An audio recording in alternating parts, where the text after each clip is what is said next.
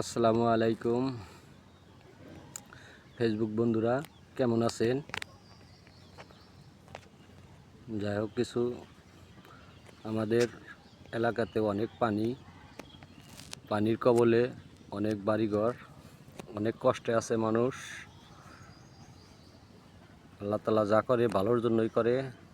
অনেক পানি হয়েছে, পানিবন্দী অনেক মানুষ, তাদের জন্য দোয়া করবেন ইনশাল্লাহ। তারা যেন পানির কষ্ট থেকে তাড়াতাড়ি দূর হয়। পানিবন্দী মানুষের কত যে কষ্ট, গরু ছাগল চলাফেরা অনেক কষ্টের মুহূর্ত। সবাই দোয়া করবেন তাড়াতাড়ি যেন পানি নেমে যায়। পানি নামলে হয়তো পানিবন্দী মানুষের জন্য উপকার হবে। এত পানি, আস্তে আস্তে আল্লাহর রহমত কমতেছে পানি আপনাদের দোয়ায়। পানিবন্দী মানুষের খুব কষ্ট,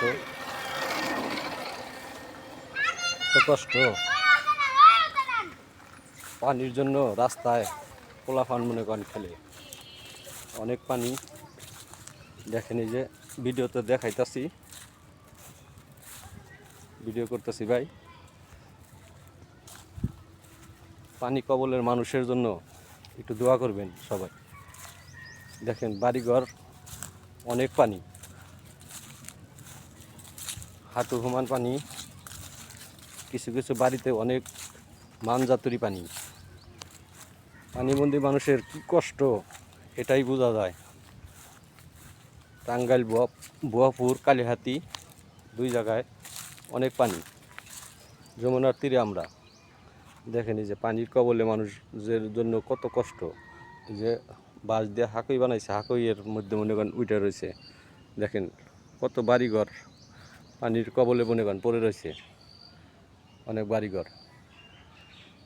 তাদের জন্য আসলেই দোয়া করবেন ভাইয়েরা, আর পারলে শেয়ার কমেন্ট করে দিবেন, সবাইকে দেখার সুযোগ করে দিয়েন। আর সবার জন্য দোয়া করবেন যেন পানিবন্দী মানুষের তাড়াতাড়ি আল্লাহ পাক পানি নামিয়ে নেয়। পানির জন্য কত কষ্ট দেখেন, যে আমি রাস্তার থেকে ভিডিও করতেছি, রাস্তা ছুঁই ছুঁই পানি।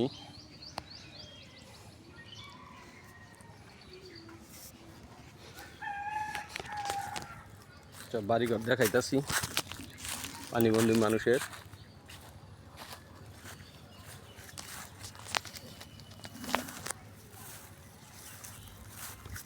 অনেক পানি।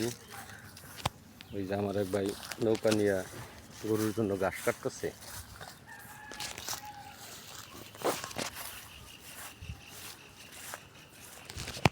গরুর জন্য ঘাস কাটতেছে আমার এক বড় ভাই। অনেক পানি, পানির জন্য বাড়িঘর তলিয়ে গেছে। তাদের জন্য সবাই দোয়া করেন ভাই। পানিবন্দী মানুষের কি যে কষ্ট হয়, এটা যে পানির মধ্যে কাটায় সেই বুঝে কত কষ্ট পানিবন্দী মানুষের।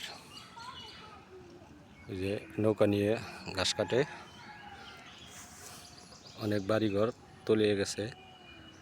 সবার জন্য দোয়া করেন ইনশাল্লাহ।